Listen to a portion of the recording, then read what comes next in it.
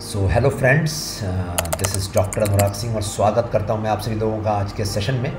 हम देखने वाले हैं एक बहुत ही बर्निंग टॉपिक जो इंडिया के पॉलिटिकल सर्कल्स में कंट्रोवर्सी का एक मुद्दा बना हुआ है। इनफैक्ट पिछले एक साल से ये टॉपिक कोई ना कोई कारण से न्यूज़ में आ रहा है।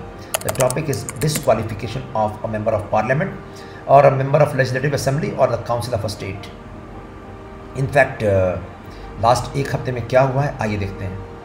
तो लोकसभा के सेक्रेटेरिएट ने जारी किया एक notice disqualifying mister Rahul Gandhi from the Lok Sabha as a member of parliament and this notice was issued after a Surat court convicted mister Rahul Gandhi of in a defamation case जो फाइल किया गया था उनके खिलाफ में, और 2 साल का हैंडओवर किया इम्प्रिजनमेंट मिस्टर राहुल गांधी को। तो ये जो सेंटेंस टर्म है in fact that was very very crucial and important for the disqualification.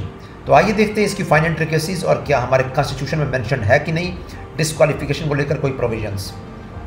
So looking into the final details, our constitution mentions in article 102 the various grounds of disqualification. तो वो सारे grounds जो disqualify करते हैं एक सांसद को या एक विधायक को, वो मेंशन किए गए हैं आर्टिकल 102 में। और वहाँ पे in fact 5 grounds have been mentioned.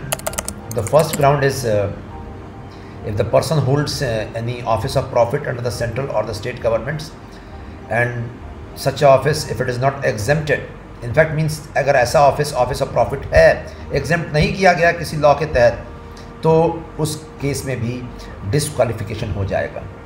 Second, if the person is of unsound mind as declared by a competent court. The third ground is if the person is an undischarged insolvent. The fourth ground is if the person is not a citizen of India or has voluntarily acquired the citizenship of any other country. And the fifth ground, पांचवा ground ही important है, if the person is declared disqualified as per any law made by the parliament.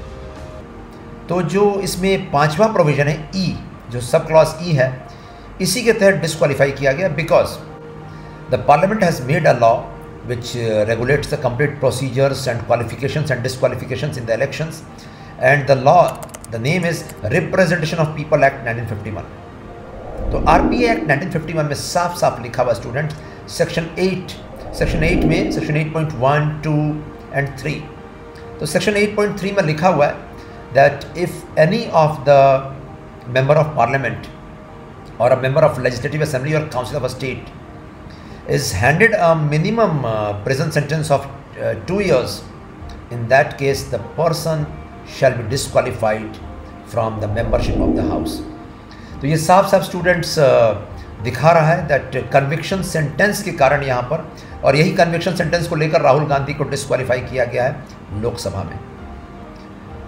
So has this complete concept of disqualification been mentioned only in the constitution? No, संविधान में mention किया गया and RPA act 1951 में भी mention किया गया है। इसको लेकर यूपीएससी सवाल पूछ सकती है that where have been the grounds of disqualification been mentioned। इसके पहले डिस्क्वालिफिकेशन का न्यूज़ स्टूडेंट्स आया था रिसेंटली आजम खान के डिस्क्वालिफिकेशन को भी लेकर उत्तर प्रदेश से, तो वहाँ भी कुछ ग्राउंड्स थे।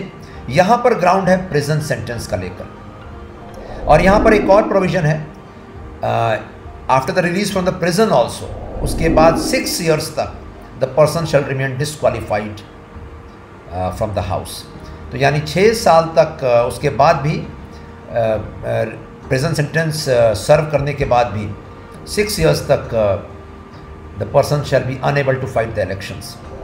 और इसको लेकर पहले एक प्रोविज़न था इनफैक्ट कि 3 months के लिए डिस्क्वालिफिकेशन रुक सकता था, but in the famous case of Lily Thomas versus union of India case, in that case this 3 months duration was removed. इसका मतलब है the moment the person is handed over a sentence of minimum 2 years the person shall be disqualified from the house. तो UPSC यहाँ से सवाल पूछ सकती है students and statement based questions are expected from here. So be ready Article 102, Clause 1, Subclause E, and RPA Act 1951, Section 8.3. That's it. Take care.